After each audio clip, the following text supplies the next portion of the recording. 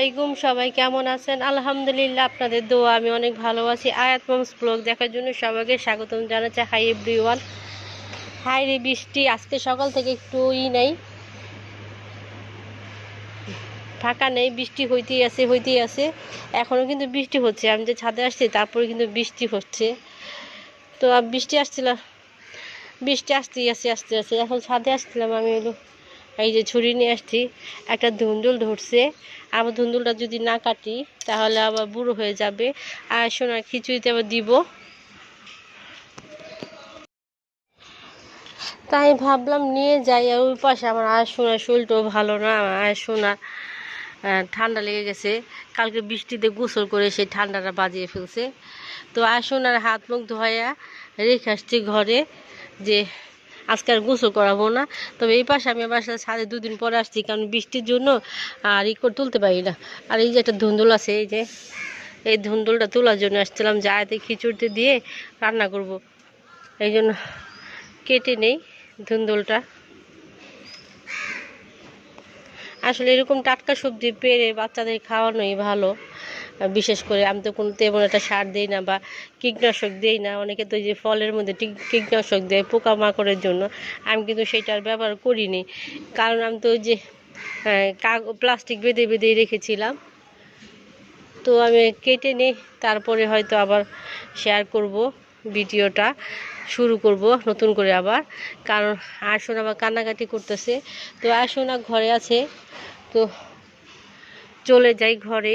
আর এই যে এখানে ধুন্দুল কিন্তু অনেক ধরছে, কিন্তু ধরলে কি ওই যে দেখেন, এই যে কোনো কাজ হয় না, সব লাল হয়ে গেছে। এই যে লাল হয়ে গেছে, এই যে লাল, সব লাল হয়ে যায়। কেন জানি আর হইতেছে না। ফুল আসে কিন্তু ফলন হইতেছে না।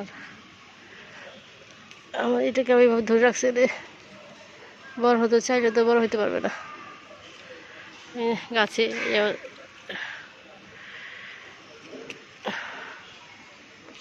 এই অবস্থা। তো ঘরে যাই। আমার বীজটা কি পচে গেল নাকি আল্লাহ জানে। এভাবে হইতেছে, আরে পচে গেল বুঝি, বীজটা বুঝি পচে গেল নাকি কে জানে। বৃষ্টিতে পচে গেল রে। যা তারি কাজ বাড়লো না, এত বৃষ্টি আসলো, পচে গেল। কি আর করবো, এখন আর কিছু করার নাই। বৃষ্টিতে বিছুনটা রাখলাম, পচে গেল। এখন ওখান থেকে রাখা যাবে নাকি আল্লাহ পাকে কওয়া পারে। এই যে আয়াসোনা আজকে চুপচাপ বসে আছে ভদ্র মেয়ের মতো। কারণ আয়াসোনা আজকে শরীর ভালো না, তাই ওর ওয়াশরুমে থেকে হাত মুখ ধোয়া নিয়ে আসা, তারপরে যেরকম চুপচাপ বসে রয়েছে। কারণ তার ঠান্ডা লাগছে, একদম চুপচাপ মুরগির মতো বসে রয়েছে, লাগে যে দিতেছে। দেখো আয়তার আব্বু চুপ করে বসে রয়েছে, একটু এদিক তাকানো ওদিকে। আয়াসোনা বসে বসে টিভি দেখতেছে। না পানি পড়ছে।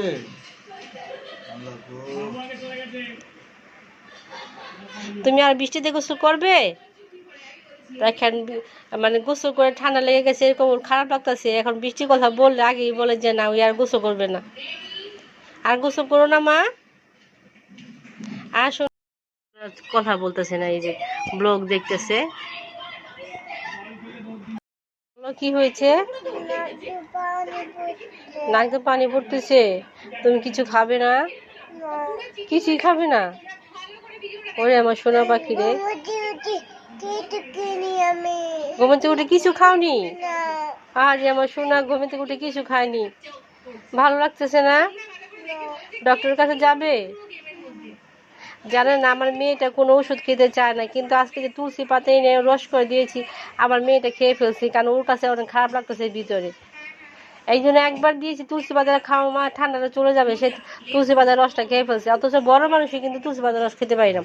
বিশেষ করে আতে বাবা তো খাই না, অথচ আমার এই মেয়েটা খেয়ে ফেলছে। আমার সোনা পাখিটা, কিছু খাওনি তুমি এখনো?